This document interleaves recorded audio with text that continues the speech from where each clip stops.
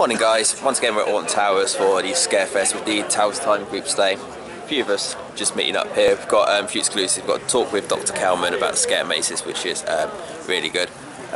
We'll be going into the conference centre soon where we're going to have our talk, and we've got an exclusive surprise at 10 o'clock, which we're not sure that is, we'll find out then. But I'm going to film the talk for you all, so that should be quite interesting, but I'll catch you once we're inside, so see you soon. We have Pete and Jerry with us this morning. I'm Dan there, I'm running our event, and thank you all for your support in getting these events to this point. We're getting stronger with every meet that we have, and without your help and support, That's from this part, it's not the people talking. Thank you very much for your attendance today. We're going to crack straight on. We don't have much time. I'm going to introduce Rob, who's one of our site admins. Okay, good morning. Good morning. Sure we can do better than that. Good morning. Right, good stuff. We've got loads planned for this morning and throughout the day. And just a couple of things that if we could ask you not to film or photograph any of the morning session throughout the rest of the day is fine. And there will be certain people that probably won't want to be filmed or photographed. Just to make you aware, you just need to watch out for the cameras because they will be around. We are doing TT Live this morning and throughout the day as well. It'll be myself, who else is doing? Danny, Ben, Chris, and Alton will probably be doing TT Live. So if we point a camera at you and you don't want to be online, then just let us know, okay? Just a quick general run through of the itinerary. We've got Pete and Jerry for this morning. Questions and answer sessions, so just have to think about any questions that you want to ask. That'd be great in advance. There is going to be times where we're going to say to you, right, okay, you've got free time on the park. You don't have to, we're not saying go away, you can stick with us, but it just gives you the opportunity to go and do whatever you want to do if you don't necessarily want to stick as a group. We've got the first one of that at 11 o'clock, and then we meet back for lunch at 1 o'clock. Again, you don't need to meet us for lunch, but it's quite good if you do. We have lunch at the Woodcutters. And then we're meeting back at 1:30 in Fountain Square, if you want to. Again, you don't have to, but 5 o'clock is you have to be with us for 5 o'clock, because that's when we start doing the mazes. I just wanted to point out to you guys that we've got a couple of bonuses for you. We are not just going to be having a walkthrough of Extreme Sanctuary, those with Extreme tickets. You're also going to be having Extreme Terror of the Towers as well. So thank you to Alton Towers for that absolutely fantastic news. And unfortunately there's no ERT sessions in Scarefest at all.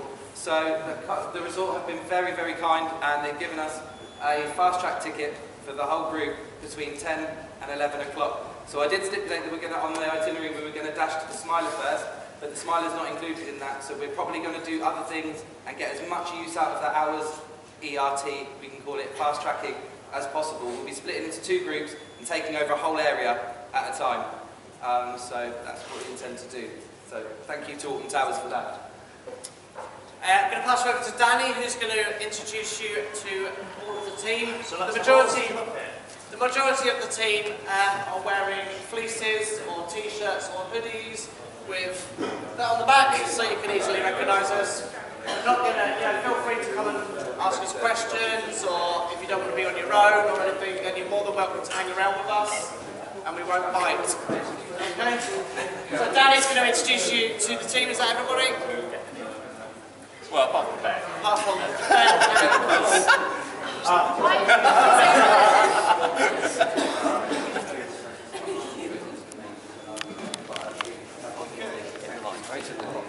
Right, Danny, over to you. Hi guys, so I'm Danny. I'm the one who basically organised your tickets and things, so I apologise with any delays on that. We have Ben, TT on the forum, Shout up. Guys, can we just have a bit of quiet for a second, please? Cheers. we have Chris, Baffles and the site admins, Chris TT, who owns the site, who's very kind words for us. Paul, who does all the amazing photography that you've probably seen on our Facebook in some days. Rob, who can't get names right in the introduction, so I took them today. Ads, who's, just Ads, Tom. Lee, guys, very cautious of him because like can get a bit happy. Leonard. Michelle. Nice to meet you as well. Katie, Luce, and Mark. And there's one more just arrived late. Hey. It's Tom TT, he's a photographer in team media. Okay, so you guys might have seen quite a change on the forum recently. There's a lot of moving around, a lot of new team members popping up, and a lot of new team boxes popping up. So we're here for you today. If you need anything, don't hesitate. We're your first port of call. Come see us, give us a chat. We're nice and friendly. Okay, we've got the fantastic Pete Cliff and Jerry Cannon with us today, and they're going to start off by talking about creating Scarefest for us, and then we're going to move into a question and answer session. Would you like the guys to say sat down, or do you want everybody to sit down? Yeah, cool. They're going to come over and talk to us on that. Thank you. So give them a nice round of applause. You want to move forward? Just come forward and crowd up.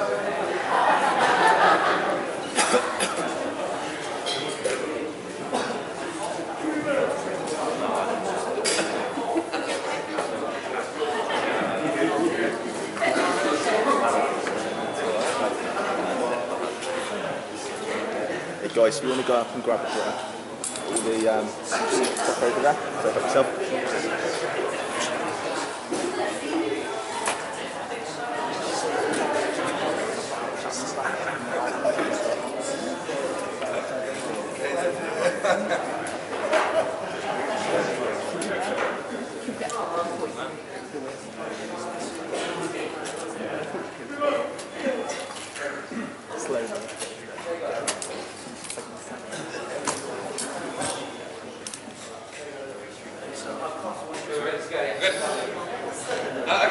Morning everyone. Morning. Yeah, that was quite good for this time of morning. Hi, I'm Pete Cliff. I'm the creative manager for Alton Towers.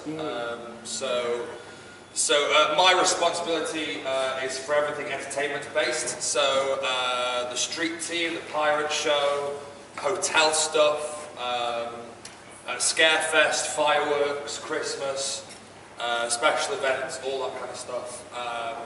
That's my remit, so I do all the creative, so script writing, directing, casting, all that kind of stuff. It's Jerry as well, as you all know. Everyone go, hello Jerry. Hello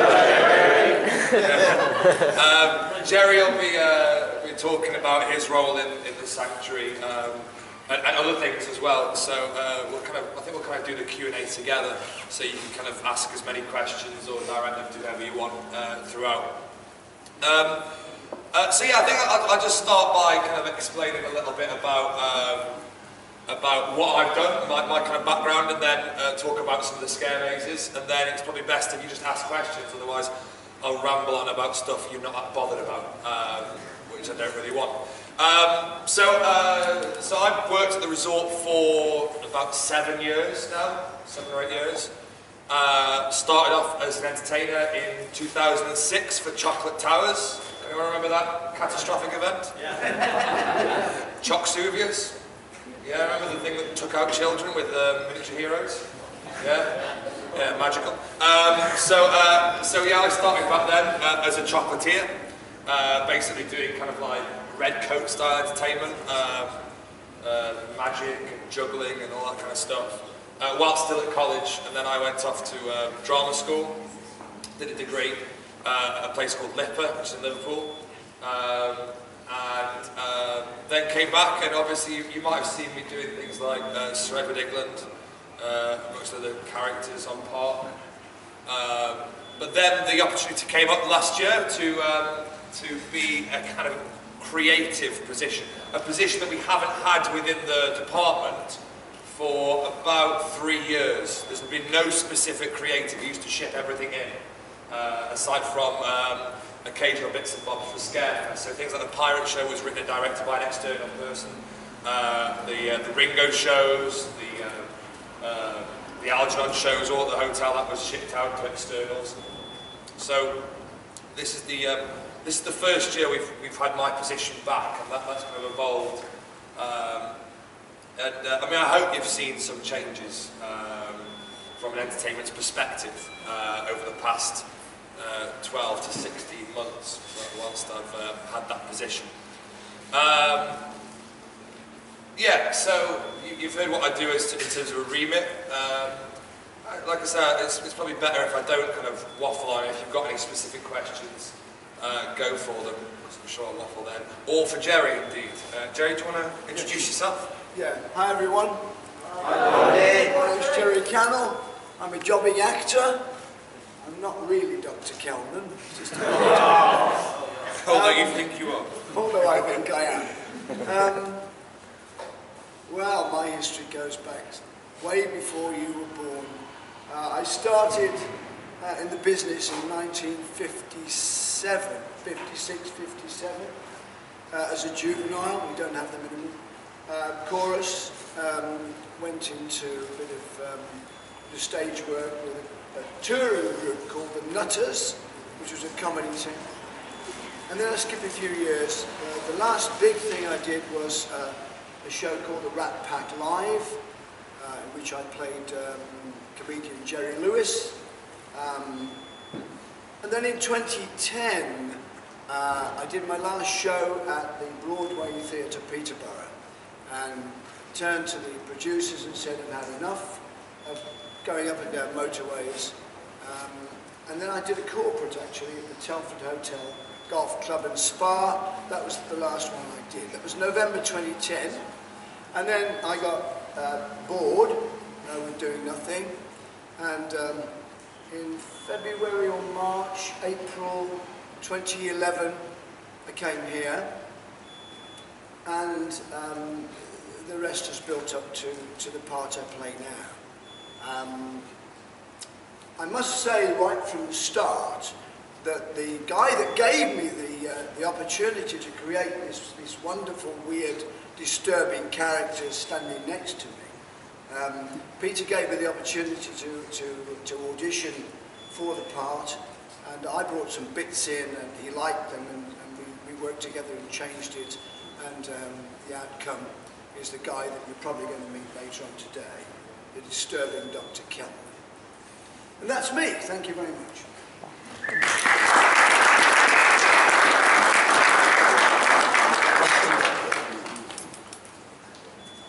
Cool. Okay, so I suppose, are there any kind of questions? We'll just get the ball rolling. There's no point when hands will just shout out. So, welcome both of you, for Jerry mainly. Are you here every day during Scarefest being Dr. Kelman, or do you get a bit of time off? No, it's a solid 17-day run, every day, 8+ hours a day. Having said that, we love every minute of it. We've got a fantastic team here, the Sanctuary crew, the people, the ensemble that I work with, and that's what it is. It's not Kelman, it's the whole team. We're really good mates and we get on so well. So yes, it is a slog. It's a straight through slog, as you can probably hear. So does that answer your question? Yes, then. Thank you. What happens if you get ill? What happens if I get ill? Yeah. I'm a trooper. Jerry doesn't get ill. We keep going. We keep going. Probably the only profession that you do. You just keep going. It's just the way it is. It's the same for whatever you do. If you're an actor in a touring company, or if you're in rep, if you get ill, it's like, you know, you come on and do the show, and then you might throw up off stage at one point, you know. So, but no, you don't get ill, do you, Jerry? You're pretty hardy. Question for Pete. Yeah. Obviously down in the south, quite like to stay about 3 road mazes now, obviously with Alton in the woods. Yeah. Etc. Is that something Towers are looking to do? So obviously they've been on classes. Well, IP-led mazes. Sorry. IP-led mazes. The 3 road ones where you just do the English. Oh, the free flow. Yeah. Yeah, I think so. I think it's one thing, because I went down and experienced Fright Nights for the first time about 3 weeks ago. And I saw their free flow Cabin in the Woods maze, which I thought was a brilliant concept. I love the idea of being able to walk through a room. I don't know if everyone's picked up on this. Who doesn't want me to spoil it for them? Good. Okay. So the way that you walk into a room, and then you set off an infrared sensor, which then locks the door behind you so you can experience the full sequence, I think is a breath of fresh air for a scare attraction. I love the fact that you can break off and go. The issue is that they've not created a sustainable attraction, in a sense that it's brilliant the first time, and if you're like me, who's not really fazed by scare attractions anymore, I just went off on my own. I loved it, I really enjoyed it.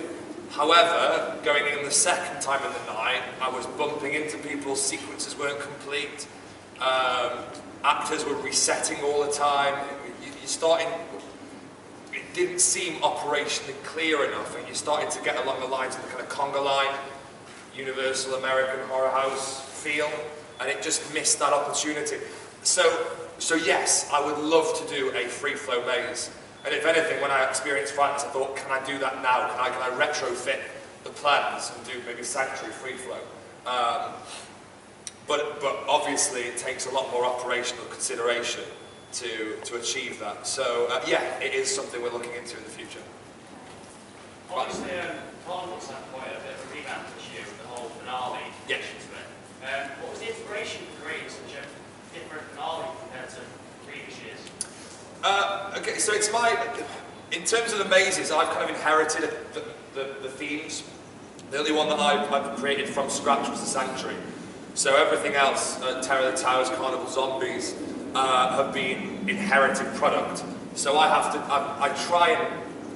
got a real passion for creating a story-led experience. I don't like things that are kind of non-cohesive plots.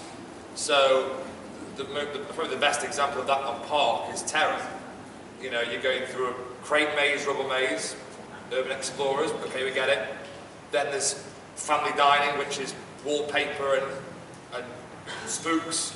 And then there's monks, and then bald vampires, which is quite modern. That doesn't gel well with me. I prefer to create an immersive atmosphere and a storyline, and a reason to be going through, because for me, if you're going in a scare attraction, you, the guest, should be the protagonist. Usually it should be your story. There is a reason why you're getting, which is the biggest problem I had with thought spaces, was there's no reason why you're going in there. Why are you going into the cabin in the woods? No one told you, it was just like a host went, in you go, and you're like, okay, it's fun, it's great, but it doesn't take you on a journey. So with Carnival, which is a maze which I find the most difficult at times, because it's that whole clown theme, and clowns are a very difficult theme to work with, because you find that if people are scared of clowns, they won't go anywhere near to the Carnival of Screams. So the only people who go in are people who find them quite funny, which then makes it really, really hard for an audience, for the actors to do their work in Carnival of Screams. So the idea was that I've always wanted to give a maze a theatrical ending, and avoid a strobe maze finale, because they are so effective, the strobe maze finale. But we've got one in terms of Terror of the Towers, we've got one that's slightly different for Sanctuary. And like I said, I just wanted to go with something completely different and make it very theatrical. And when you explore and do all the research surrounding a carnival and a kind of freak show, Knife Thrower seemed to be this quite kind of pseudo-sinister character to potentially put in as the central quarter. So it seemed obvious to create a story wrapped around that character, the reason why you're going back into the carnival, and then finish it with this encounter with Jack, which should maybe kind of run out the exit. People enjoy it? Yeah? No? Because I haven't got it yet. Okay, well, yeah, I think it's a very tough one to do theatrical, and I think if you embrace the theatricality of it, it's a really nice ending. If you don't, it's naff. So, yeah, that's it really. We've got a question for Jerry from the forum. How surprised were you by the reaction to Sanctuary and Dr. Kelman from both from the enthusiast community and the general public? How surprised was I? Yes. I suppose shocked, really. Quite amazed that such a character that was so odd and disturbing should be liked by the public. I can appreciate they come in and they, get scared and disturbed by the character. That I thought would be the end of it. It's phenomenal. I'm flattered, and I love all the lovely remarks that people send to me and talk to me all over the park. I'm gobsmacked that such a character would be taken to your heart. So he's not Mickey Mouse, is he? He's really an oddball. But yeah, surprised, and long may it carry on. Here's to that. Yeah. Yeah. Well, at some point they'll be bringing Jerry back down into excess for the smiler because he is the face of the smiler. Yeah, I agree in some respects, but that's not, as I'm sure Jerry explained, it's not my decision to make that. The way the department works in Taylors is we are a marketing-led department. Marketing give us a brief of what we have to deliver. We're very open constraint, so if we were ever going to do a fourth maze, the brief would generally be, we would like a new maze, which is Thrill Seekers Market, that is a second gate attraction. That's the general brief.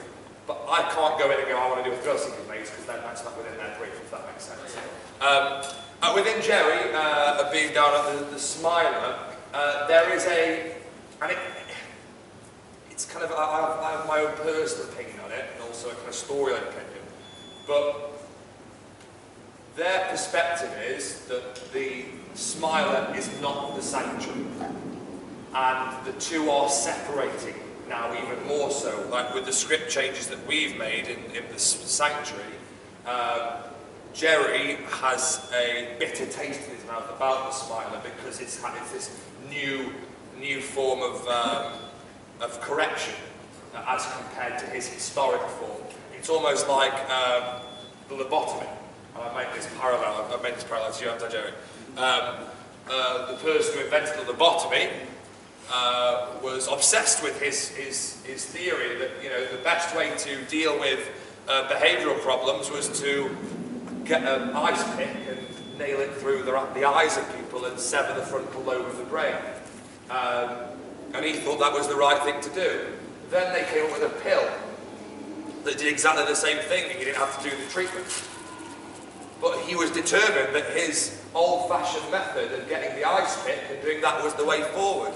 So there was this resentment he had between him and modern medicine. So much so that he changed his approach and said, well, actually, it's for problem children. And after they invented the pill for the lobotomy, he went off and started operating on children doing the lobotomy. The youngest, which was 4 years old. That just shows how twisted and evil this person had got, which started for something so pure, which is that kind of parallel that we make. So it's hard to say, and I don't have any decision over that with regards to Jerry being down by the Smile. What sort of, do you get inspiration anywhere as you going with the Sanctuary? Inspiration for Calvin? Yeah, and the Sanctuary. Yeah, I mean, that guy, I can't remember his name, who did the lobotomy is a great example. But if you look back to 1950s mental institutions, and it must be said that the Sanctuary isn't a mental institution, but it isn't, and there is a big difference. However, it does have some very similar qualities, because if you go back to 1950s, a lot of the time, mental institutions were privately owned. And it would start with one doctor who would go, I know, I can cure everyone. And it starts off with a positive message, a positive thought or feeling. They would go and go, we can help people. That's the way this can be. We can help you to sort out your issues or problems or that kind of stuff. But then all of a sudden, they'd start these treatments that would actually be quite intense and torturous. And then they get so self-absorbed in this kind of method of, or godlike status of correcting people, that it would actually become quite a menacing operation that was behind closed doors that people wouldn't know about. So that's where a lot of the inspiration came from. Mixing that in with the Smiler. because the original intention that came from MMM, which is Merlin Magic Making, the head creative office for the group, was that the sanctuary, or whatever it was going to be called back then, was going to be a modern looking maze. So a lot of the concept imagery was of things like the Matrix and test tubes and all that kind of stuff, which I just thought didn't really work. It was going to be a predecessor to the Smiler. So we ripped it right back and kind of laid this kind of foundation of realism within it, kind of like a 1950s asylum, and took that. And myself and Jerry, after Jerry was successful, we sat down and we trailed through clips and images of people who were similar to this character, who were so twisted. I showed you that video about the guy who did the tour of the, you know, it was so cod, it was so false. He was literally scripting, going, so here we are in the recreational room, and look how happy everyone is. Look, here's Johnny. And Johnny walks over and goes, if Johnny behaves himself, he might be able to go and pot some plants. Isn't that right, Johnny? Well, that'd be swell, Doctor. Thank you, Johnny. We actually filmed that. Yeah, we did our own version of it. We did our own version of it, but it wasn't used. It wasn't right. It was a bit too comical. Sorry, do you want to answer a bit of that question as well, Jerry? Inspiration. Yeah, inspiration. From my point of view, it started off with a character that I created in my mind called Dr. Wildman. He had an accent like this. He was sort of Austrian, German accent, and was very sinister. I don't know if anyone remembers the actor Peter Lorre. Peter spoke like this. It was very quiet, sinister sort of voice. And from that, we built it up to Kelman. So basically it was a combination. I realised what he wanted. He wanted an English version of that. And that's what it's based on. I've looked back and I found a character called Dr. Cameron, who had a large hospital in Canada and worked for, in latter years, the CIA. FBI to start with, and CIA, and he was actually doing what Kelman was doing in real life. And there are people, it's documented, there are people that are, you know, sort of, yeah, he did this to me and he did that to me, to try and cure them, to try and make them well and make them better. Of course, it was a complete nutcase. But the thing is that during the 50s, of course, we had the problem with communism and Reds under the bed and the McCarthy era, and everyone was looking over their shoulder, leading right up to Cuba in '62. Well, so they would try anything to control the minds of people, and with the object of getting the enemy and controlling them, you know. So it stems from that sort of background, as Peter said, you know, from his research and from my little sort of research for the character, and that's where it came from. I think a lot of it as well is actually just looking at social conformity and watching countless videos and researching about what people try and achieve and how they achieve it. It's all psychological stuff, but it led us down a very clear path, which eventually led to the creation of the sanctuary. Yeah. Do you going to see any more scare zones? Scare zones? Yeah, I love scare zones. I went up to the zombie scare zone on the ocean and there was a queue. I was like, no, it's a scare zone. There shouldn't be a queue, and that's the reason why they work so well, is because they are free flow attractions or free flow themed environments with performers. This kind of comes on to probably a question one of you might ask later on, but I think there is a future in having scare zones everywhere. But then that kind of goes off brand, so maybe we look in the future at having a kind of night and day offering. So by day until 4 o'clock it's family, after 4 o'clock till 10, 11, midnight. 24 hours. 24 hours. And we have a kind of terror zone And the whole park is full of performers and lighting. What's that? Yeah, or just a gel over a generator, that'll do me. Yeah, so yeah, I'd love to, but it's just going to be a marketing-led decision that puts that in, and also budget. Just to pick up on that, sorry, with the lighting of rides, yes, where does that come from? Like, is that from you, or is that from elsewhere on the park? It comes from our department. However, it is a budget-restricted department. We have to operate very, very close to the bone when it comes down to budget. We really, really, really do. And we looked at the opportunity to gel some of the lights this year. However, it's a very big project to make sure they're all gelled. We can't just gel them. It's not a piece of coloured film. You have to replace the bulb, and the bulb is anywhere between £80 and £300 per bulb, depending on which light it is. I know if you've been to Thorpe Park, they do it great. It looks brilliant, but they use smaller halogens than we do, so it's a much more expensive bulb. So I think to do generally the park, it's about £8,000 to get everything gelled. What about for rides? Like there was a good year a few years ago where Nemesis was lit in red. A smoke machine was put down in the pit, and it was just the ride that was uplit. So that year, which is probably 2010, I believe, which is when I had the movers round Oblivion as well, because they weren't the lights that we require, the safety critical lights. Yes, They were theatrical lighting. That was even more money. I think for that season alone, we spent around about £25,000 just on the theatrical lighting. So it's a question of, do you want the sanctuary to operate, or do you want some lights? And but that's the kind of question that we have to ask ourselves. And it sounds like we're taking the mickey, but they're the decisions. Now the problem is as well that we could invest in the £8,000 worth of lighting across the park. However, that's not to say that all of the departments of park will be happy with the level of lighting, because things like on Rita and some places on Nemesis, park ops use the lighting and the cameras to make sure areas are safe.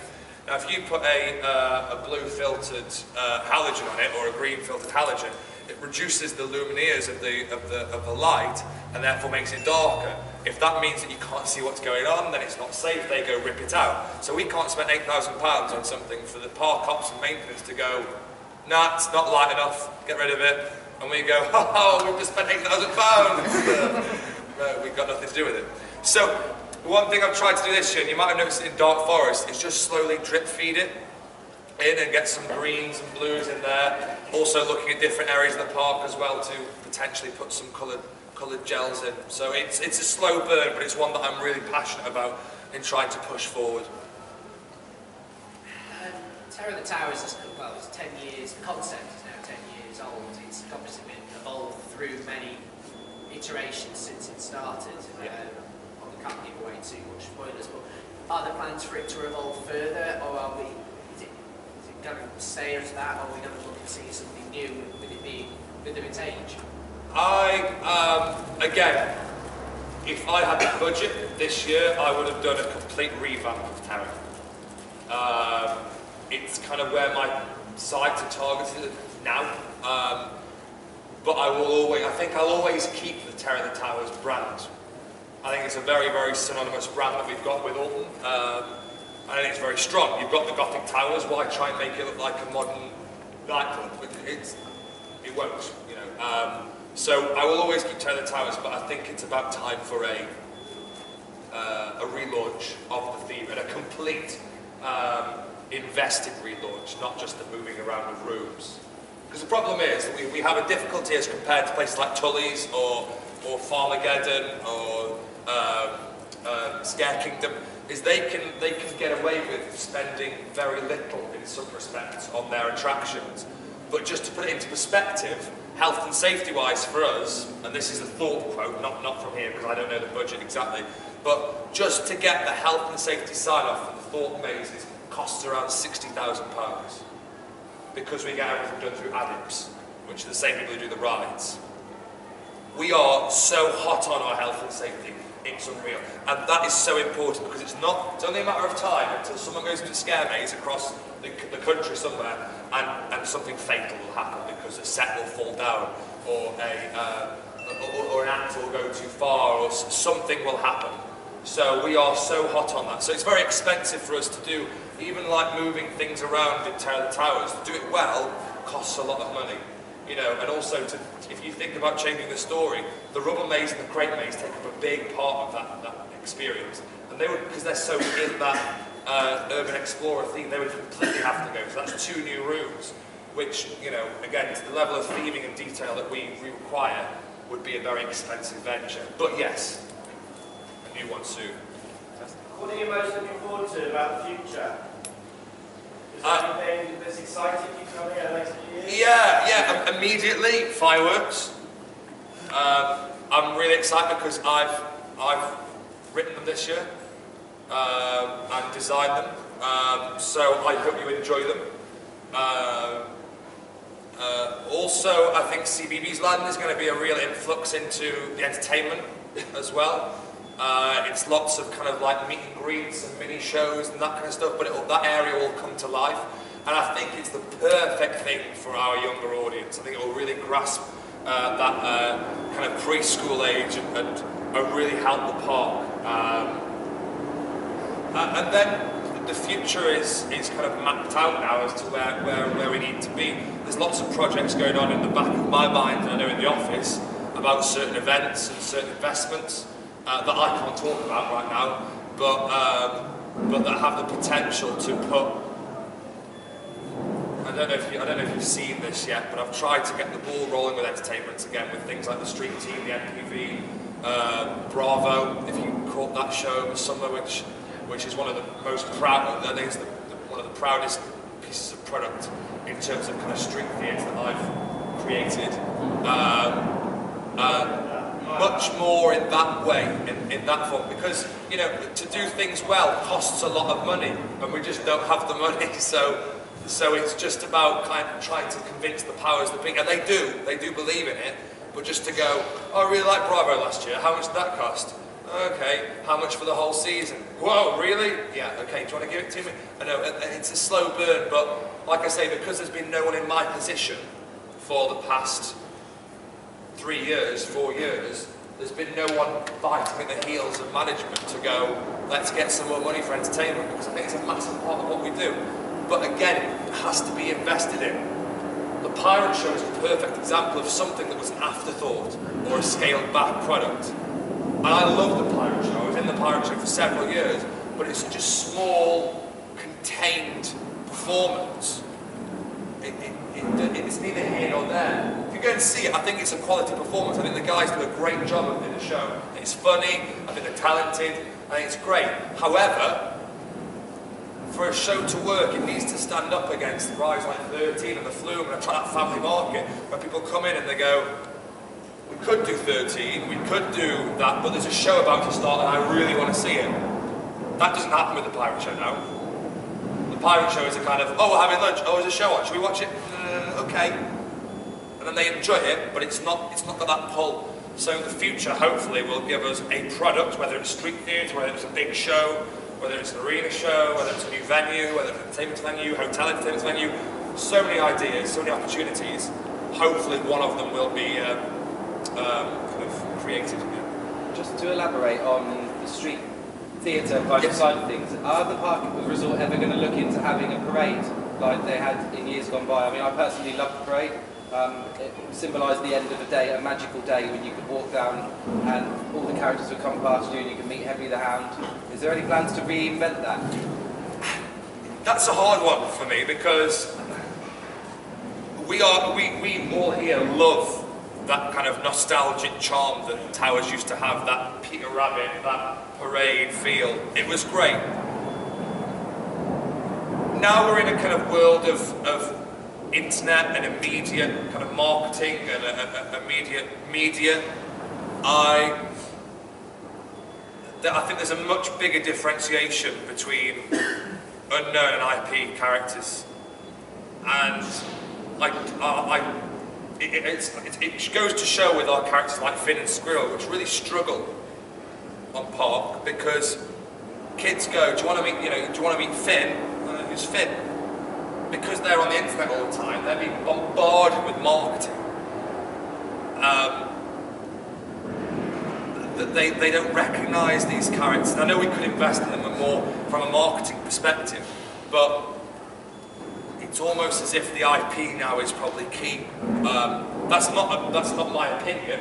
That's probably what I think is the answer, and it's not something I've explored. So I'd say if we become an IP park, and I don't know, by the way, I'm not suggesting we will do, but if we ever did, then I think potentially a parade would be brilliant. An Ice Age float, a CBeebies float, and whatever else we might have would be a really nice thing. I think that would get the crowds. However, I think if we brought back Henry Hound and the Count and Henrietta and all these other characters, I just don't think it would have the pull that a parade costs to operate. Just a question coming back to some of the scare mazes. Without giving away all your secrets, how much is, as far as like batching and getting people through, keeping groups separate, and I know obviously there's all the different trip effects and stuff like that, but how much of that is human and how much of that is control, like cameras or teams working backstage? How big's the backstage? What, is it computers? Is it just simply just actors delaying things on radios? What sort of goes on? It is pretty much 100% human. Yeah. As soon as people go into a maze, their speed is determined by the group, and it's the hardest thing to get right in a scare maze, because you'll get one group that goes in and they are bricking it, and they'll be like all the way through. Then you'll get another group, which is a bunch of chavs, and they go, oh, no, I do the first one, but with the confidence of the second one. It's very camp as well.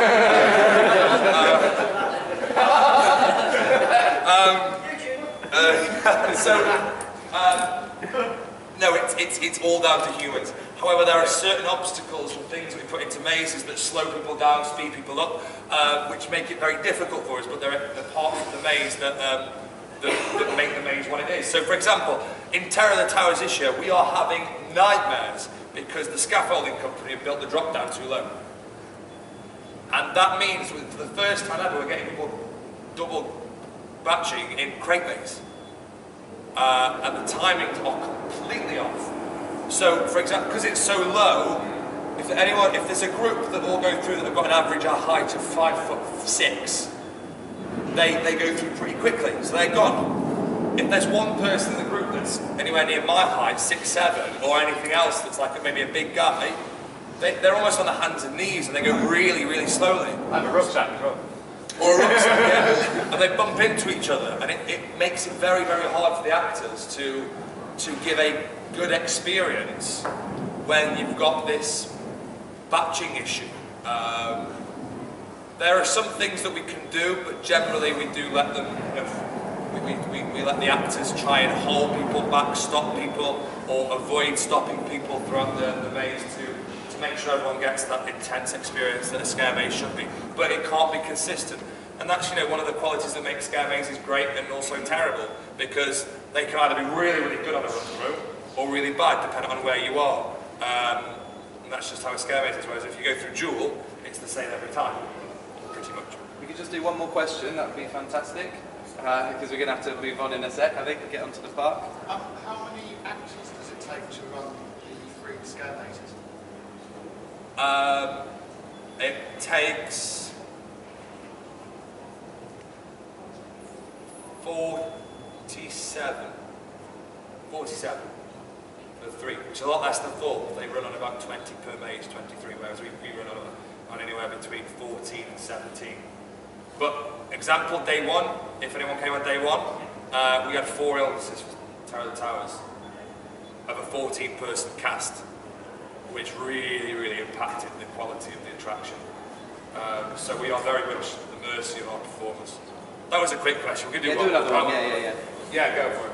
Do you feel restricted? This is a question for both of you. Do you feel restricted in any way by saying health and safety, budget, what you did? Yeah, and yeah.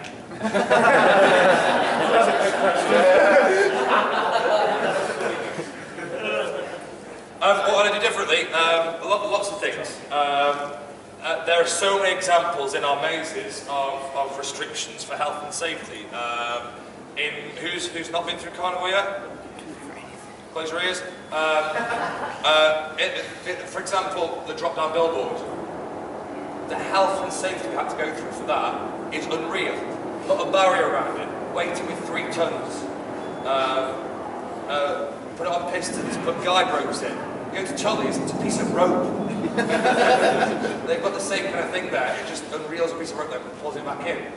And it comes so close to people's heads. We are so restricted by health and safety. It is unreal. Things have to have loading weights, things have to do this, do that. Everything has to be tied down in our mazes. Any kind of instruments, that kind of stuff. And then budget is a big one. We have got probably one of the smallest budgets on par. Well, next year, because we've got a big product, we've got a lot of performers coming to CBeebies land. Our budget is so small, so small. As I've already said, you know, if you want world-class performers, you have to pay the right money. You really, really do. And perfect example here, we're very, very lucky to have Jerry because he's so passionate about what he does. And I work very closely with the performers to try and ensure they're happy and they're fulfilled and they're doing what they want to do, as opposed to being constrained by the budgets, which they often do. I don't know if you want to kind of... No, I mean, I would really love to see a massive budget for Ents. We don't have it, so we do what we do. It's very kind of big to say that about me, but it also goes for all the other people that work in all the mazes. They are truly amazing people, and they work so hard. It would be very nice to have the big budget. We don't have it, so we do the very best we can, and it seems to be working. We get lots of people keep saying how much they enjoy the mazes. So I know that you'll get there. Keep plugging away. I really do believe in this man. Fantastic guy. Thanks, Jerry. I must say, on behalf of all of TowersTimes and our community, that it's really obvious the improvement in the creative side of the park, and we owe a massive thanks to you for that, and your wonderful team of people that you have working around you. I do have to say, it's in no way just me. I am literally just a coordinator of everything else. We know how hard you work. We see you in the band and all sorts of things. So, like, we will just take our hat off to you and all of your team. So, on behalf of TowersTimes, thank you very much for everything you do for us.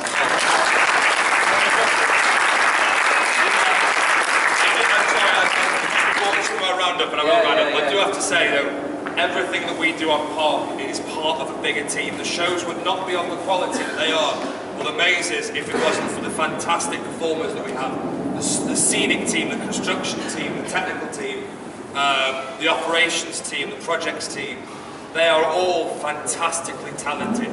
If any of them weren't as good as they were, these mazes wouldn't be the quality, or the fireworks wouldn't be the quality. So you know, if you ever see them kind of knocking around or comment on them, they are exceptionally talented within the constraints that they work in. So thank you. Thank you for being as passionate as you are about Alton Towers and entertainment. Jerry, thank you for coming as well. Please enjoy Scarefest. Yeah, thank you.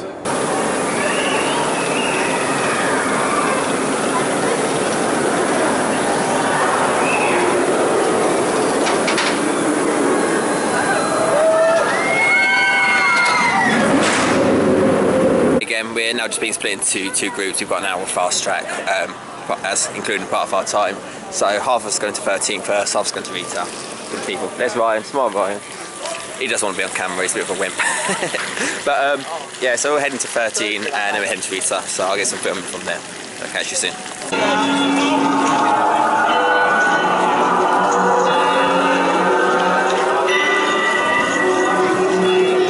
As you can see, there's quite a few of us. I think there's about 60, 65 of us here. So it'll be a good day, hopefully.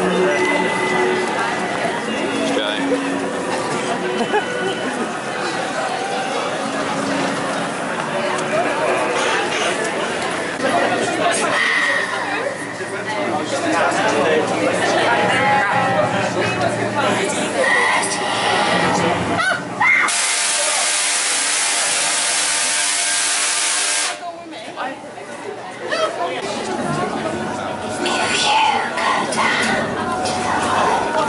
It's half first, you have half a kilometre, but we're about to go on 13s.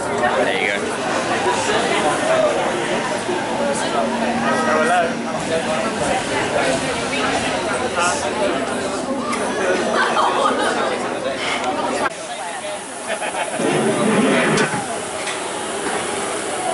Go, go, go!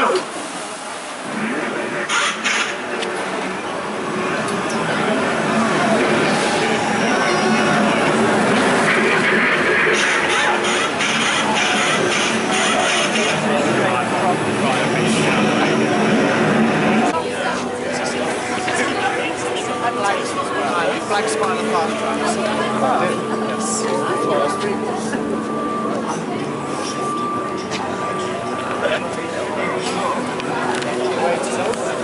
Hey again, just been on 13 and Rita, best of group joining us. I think we've just been told we've got Smiler fast track, so that's awesome. So it looks like we're all heading over to the Smiler now. So I'll do some more filming over there. See you there. Was that you that did that for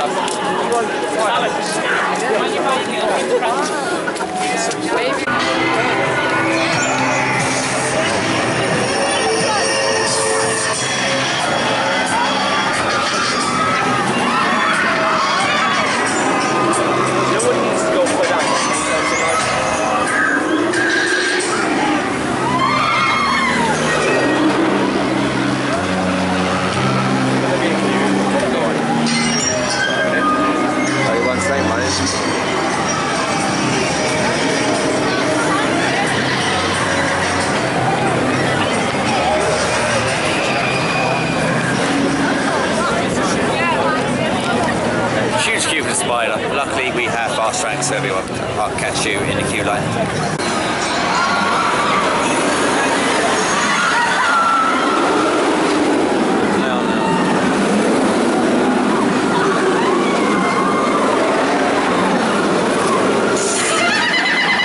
On Nemesis and Air, you don't have to come with us, but that's what we're doing, and we're meeting back. Obviously 1:30 there as before, or 5 o'clock by the mazes. It's up to you guys. Or the clown to half 12. Or the clown to half 12. You can just sort of do what you like, but we're going to the Middle Valley. Okay? You've got my phone number on the piece of paper if any of you need it.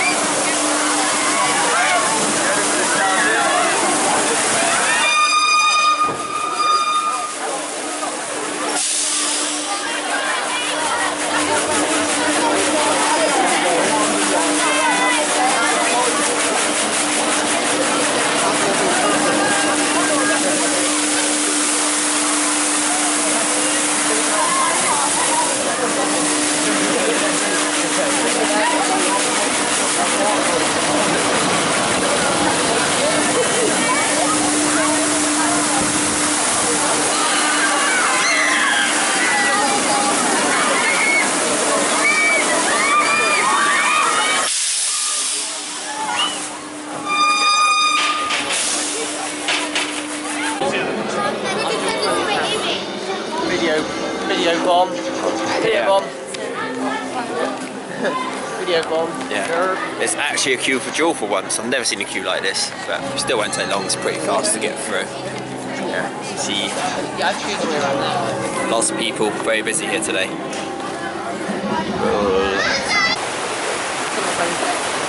Say hey guys.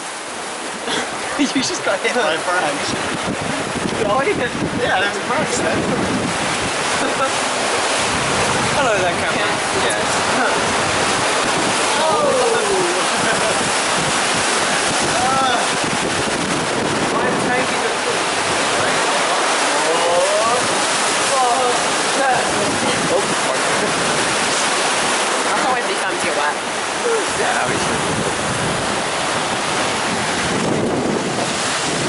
Oh, shit!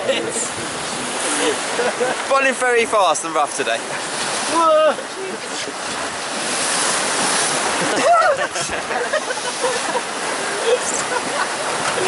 Oh, wet ass!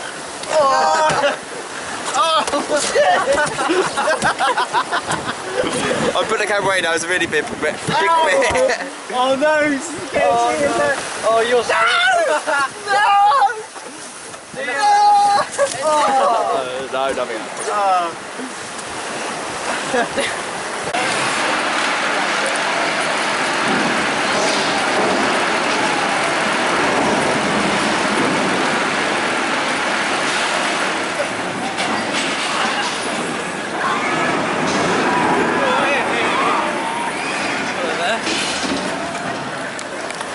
Don't ask.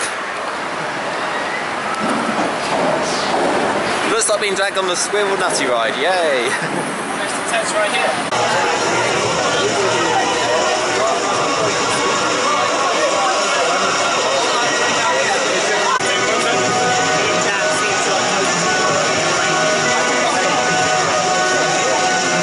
Which is a little memento, a little gift from us. Kirsty's been busy all afternoon printing them off and fitting them all together. So after the mazes, if we could all accumulate, whenever we finish, back here. And then everyone can get their key rings. And then we're going to go do some nighttime roller coaster riding, which will be cool. We are going to go into the mazes in a sec, just to show you all. Group photo on one side and a scare mazing on the other side, just as a nice little memento of the event. We will be going in a minute into the mazes. And we have non-extreme people on this side, white bands over here, yellow bands over there. Over there. Guys, while you're all here as well, once again, if we can ask you to leave reviews on the forum, anything that you liked, anything you didn't like, anything that we can improve. The more we get on there, the better, because it gives everybody a better idea that hasn't been before, and then it means that next year's event will be bigger, better, and we can get better stuff as well. So it's really important that you leave reviews. Alright, let's get on with it. Let's do this.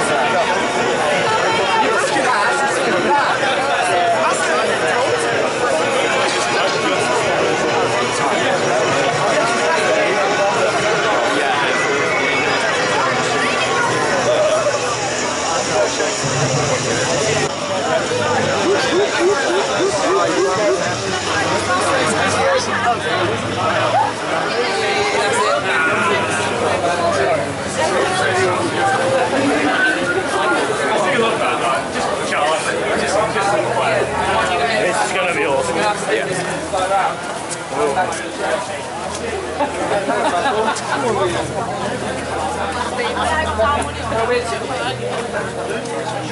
Alright, we've all got these little wristbands. Yeah. Everyone, we've all got tickets as well. Do you need tickets? No, we don't. So are you heading to the Towers first? We're going Terra, and then the ones with white wristbands are going Sanctuary first, and we're going to swap around at 5:30. Are they extreme or non-extreme? They're non-extreme. They're non-extreme. And they're soft horse bags, so they might want a really soft experience because they're all scared. Yellow means go to town, really take it out on us. Do you know how many there are? 50 of us, 10 of the others, or 9 of the others. Right, okay. Alright. Thank you. Bring it on! So show your wristbands on the way through, please. Done. Well, where am I doing? We're going to leave your chair up here, bud. Okay. And, well, in fact, we'll help you, we'll lift you up the stairs, and then we'll wheel you in. Yeah? Okay, you go upstairs, I'll have your chair up.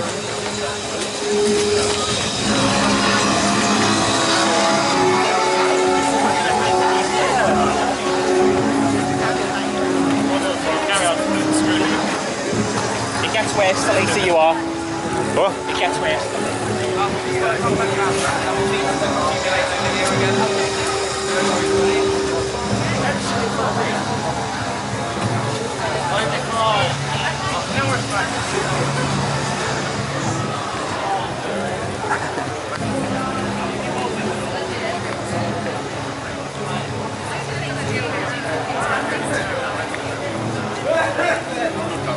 Yeah.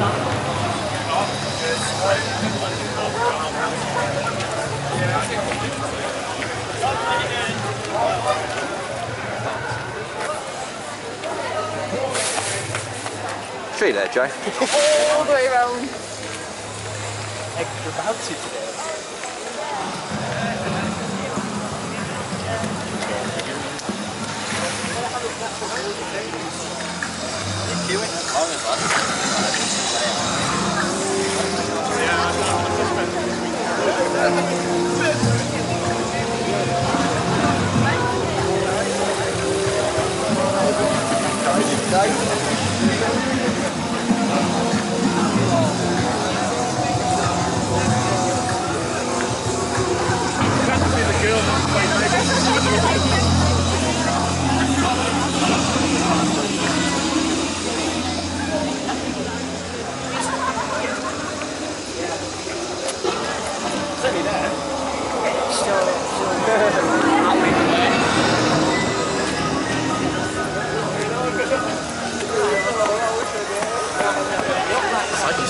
It's gonna be awesome.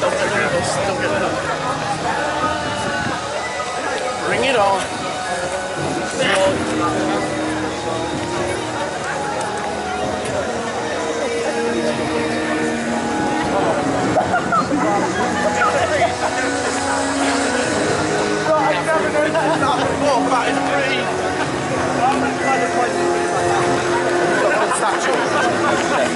Yeah, we're about to join Towers Extreme, so we'll get with you a bit afterwards. I'll get people's reactions to come out as well, so see you soon. So, headless statue. Yeah. What about the kid watching it? Comes Daniel. Say hey, Daniel. Scared yet?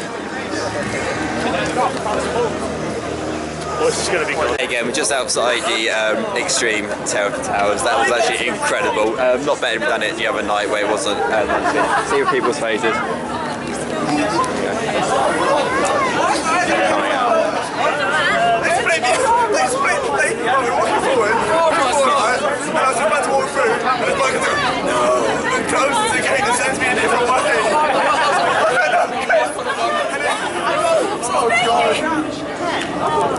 I end up at the front. You were right, and he went, no. But he closed the gate, and he was like, and pulling me in the front. I was like, you know what to do. No, you were jumping straight. Yeah, it's I think they could have done a bit more. Right, who's got the camera ready for when they come out?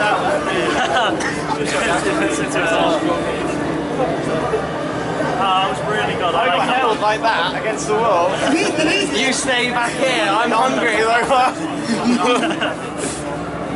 At least I was at the back and I didn't get taken. I'm like, yes. That's why I was well afraid. I'm like, I'm at the back here. What am I doing? It's really good.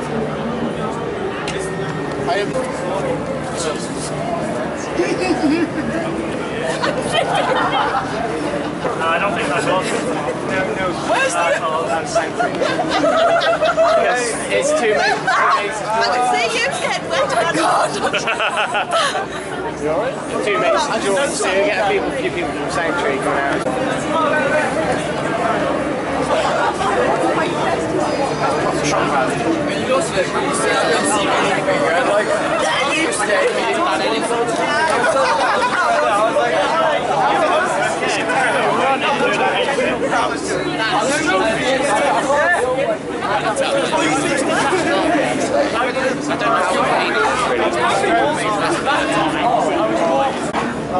You get taken away. We got 2. What's your opinion, Dan? Yeah, great finale. I crapped myself.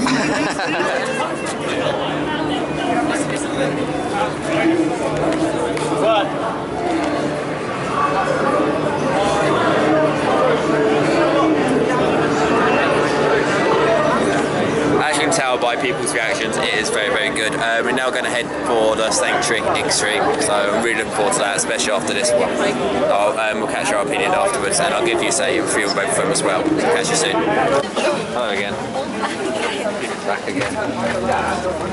Yeah.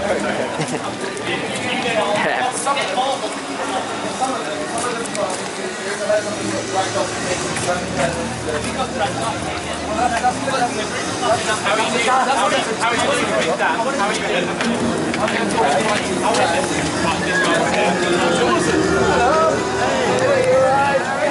you can see, it's now time for the sanctuary. Quite a long queue for this, so wait about half hour, so I'll catch you after. Right. Would you stop filming? Can't get people's reaction. No, it was good. We had previously you've got like we've seen it before, like the section that fencing like a fullback. Sanctuary. May I wish you all a very sincere welcome. By choosing the sanctuary, you rest assured in your safeguards. After all, we are the market leaders in social compliance treatment.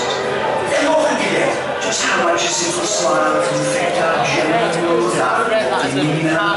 Here at the sanctuary, we never forget. I'm sure you're feeling general aches and pains but our modernization system will lance these areas at source, leading to an increased social satisfaction.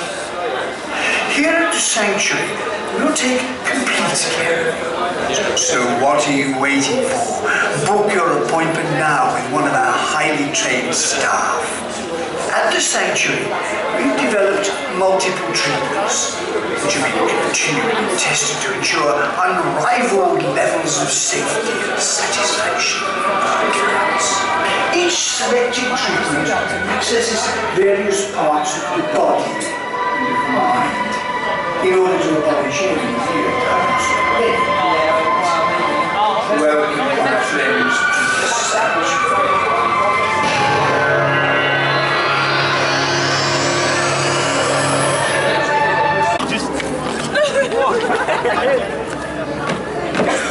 On the plastic sheets, there's she goes over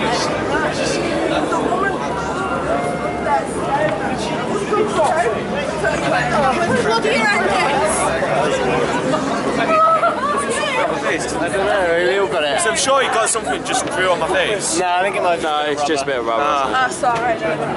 So it feels like it kind of pass whatever. Yeah. I thought it was sort of crayon when he grew. It felt like it.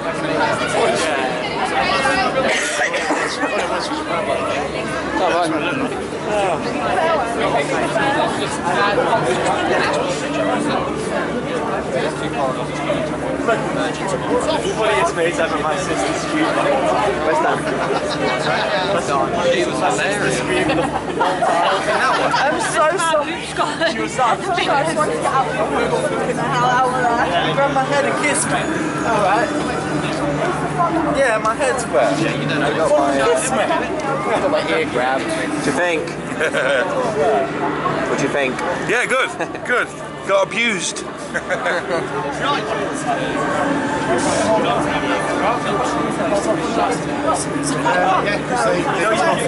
like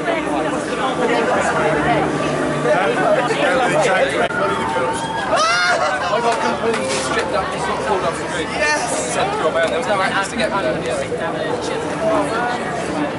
Yeah, so you wait licks in my hair. Where did you got licks? My eye got licks in there as well. They dragged me off and pushed me through and the kids Yeah, that wasn't pleasant. Did you have fun? Oh yeah. Oh yeah. Was you shitting yourself in that one as well, Dan? No, that time round. That was good. That was good. It's good, yeah. Alright, definitely see if you had 25 minutes.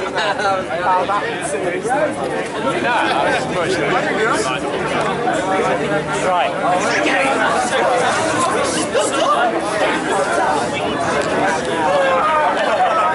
Hey again, as you can see we've just finished in the sanctuary. We're over here so I can get some light. It's good. I think the Towers is better. Something will be my video. Hey Dan. Yeah, Towers better than the Sanctuary, but both still very good. I think we're now heading over to the Zombie Scare Zone. So once we're over there, I'll hopefully film through there if we're allowed, but if not, then I won't obviously. So I'll catch you over there. Dad! Key rings. It is, but it's very, very dark and tricky now. Oh, you got to walk through it off. You can walk through, but it is dark. You'll take you outside. We're giving out, like, you got a wristband, the yellow one. No, monorail, you want to be going that way. You trying to get to the exit? Yeah. Yeah, well, you need to go round that way. So just, you want to be sort of heading sort of Yeah, we're that way. something like that. Right, just sort of, right. It's only yellow, something. You're welcome. We're going to do zombies in Carnival in a minute, so... That's left-handed, so... There you go, mate. Oh, that's all right. We've got fluff on it. That's right. Thank you, guys. Quality, man. Yeah. Nice one, my friend. He's got a white one, so he still get one, or is it just Yeah, yellow? no, it's everyone gets one. Yeah. Cool. Well, actually, I think that's a good rule, actually. If you're two boss, Yeah, pleasure. Right, is anyone not got a key ring? I'll come over here. Stick with us for photography, yeah? Nice one for coming today. Let's be less aggressive. Got yours. Got your key ring? Yeah, that's nice one. Just make sure he knows that you've got it. That's one way. Does anyone else need a key ring? Yeah, I will. Way short. For sure. Like no, I mean like way short. Oh, okay. Thank you very much. I'll have that. I'll have one. Now we'll do that now. That's alright. Yeah, because she said, oh, she's going to ask me to have it. I think we threw in the that one would have been a lot scarier. Although I really didn't like that one. Looking at the key times colour screen is 110 minutes. Yeah. Now, I don't know about you, I'm thinking stuff it. And if they told you what the plan is, because we've just come from the other group, yeah, they're going to Carnival screens. Yeah, no, that's fine, I can't think. No, they've not said that. Right, that's what Smiler's 140 minutes. That's what they just said, half 8 needed a Smiler, so we do it before we go. I vote we do 13. Yeah, I concur. Yeah. How much I say? It's good in the dark. Right. It's stating 70 minutes, but we'll have a look. Is everyone... Yeah? No, any objections to 13? No, but we're going to go and do there because we've got these fast track tickets. No worries. It's been lovely meeting you all. Smiler at 8:30 if you're... No? And then we're going to go. Really nice. My dad's on it. And you? So we do. Don't forget to leave a review on the forum. Let us know the goods, the bads, the ugly. Cool. Okay guys, then 13. So what are you guys?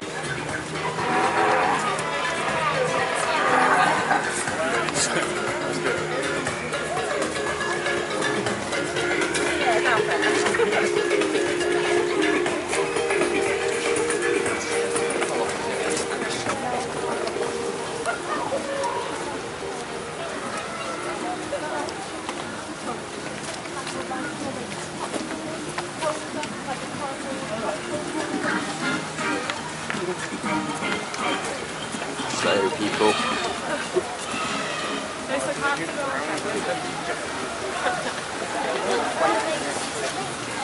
So have a look at the waterfall in this in a second. Okay. Go on the rocket. That would make you feel ill even more. Yeah, that's heavy.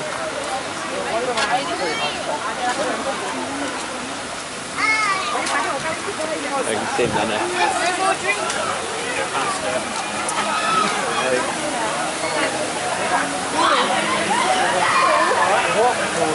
So, no, but it does seem like.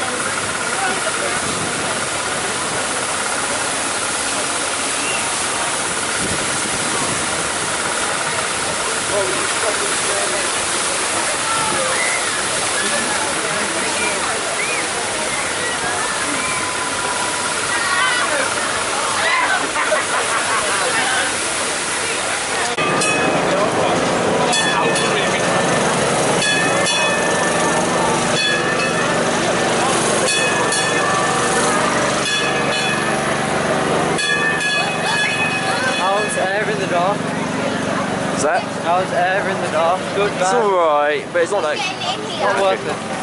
I'd say it's alright. Let's just say...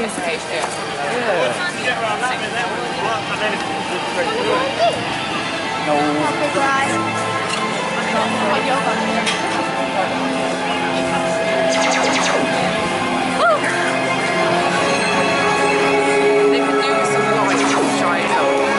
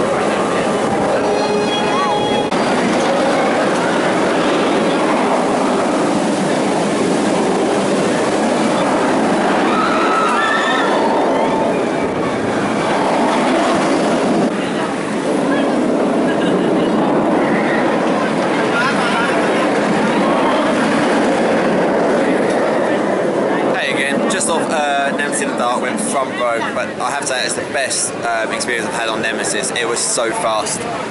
You actually feel the G-force. So what do you think of that, Dan? Pretty damn good. Joe? That was good, yeah. That was pretty amazing. Where are we heading now?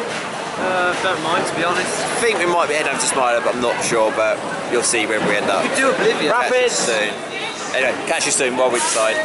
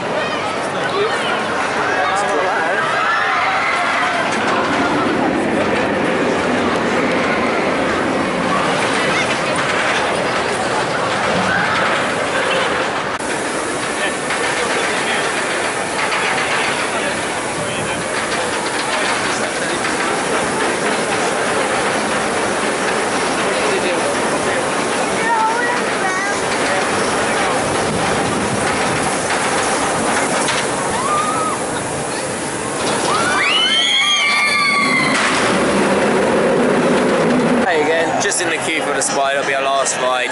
Luckily we just made a single ride in queue because long queues are 115 minutes. Get some footage of this quickly while I'm waiting, see some Michelin, it's awesome. Yeah, grab some footage of this, there you go.